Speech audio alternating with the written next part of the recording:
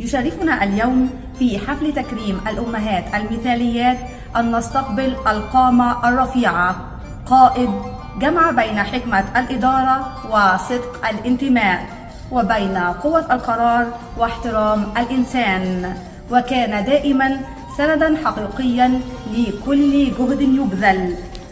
والآن نلتقي مع الأستاذ عادل عبد الفتاح رئيس نقابة العاملين بجامعة الإسكندرية، فليتفضل سيادته بإلقاء كلمته. فليتفضل.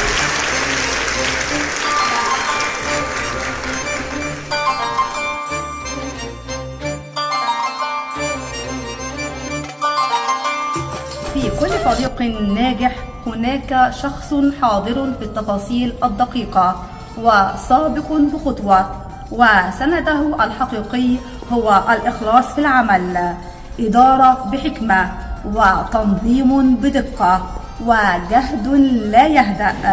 يشرفنا اليوم أن نستقبل واحدة من الأعمدة الأساسية للنقابة، إنها الأستاذة نجلاء أنيس أمين الصندوق المساعد، فلتتفضل مشكورة لإلقاء كلمتها. فلتتفضل.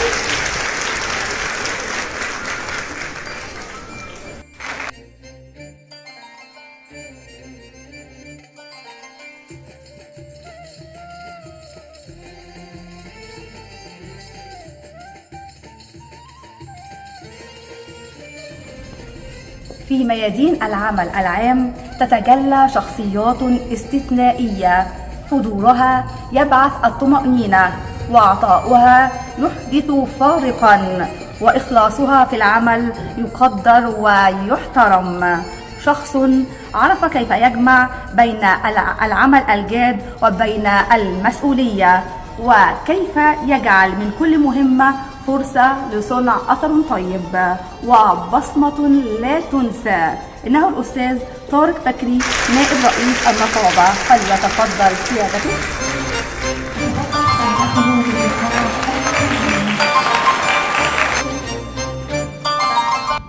هناك رجال يتركون بصمة قبل أن يذكر اسمهم، حضورهم يشع طاقة. رجل يعرف كيف يجعل من كل مهمة رسالة، ومن كل عمل إلهاما للآخرين. لا يعرف الكلل، لا يعرف التوقف، لا يعرف إلا أن يقدم كل ما لديه بروح وتفان. رحبوا معي بالأستاذ باسم طنطاوي أمين الصندوق، فليتفضل لإلقاء كلمته.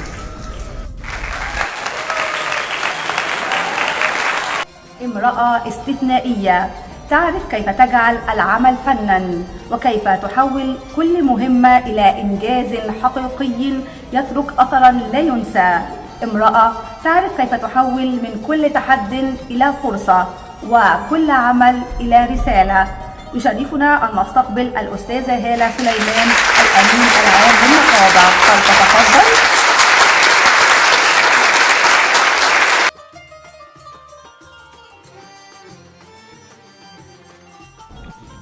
رجل جمع بين المصداقية والاحترام وكرم الأخلاق وروح التقدير لكل من حوله.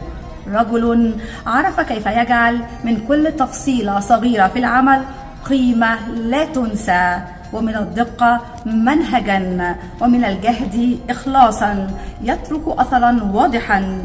يشرفنا اليوم أن نستقبل الأستاذ أيمن الحوفي الأمين المساعد للنقابة، فليتفضل لإلقاء كلمته.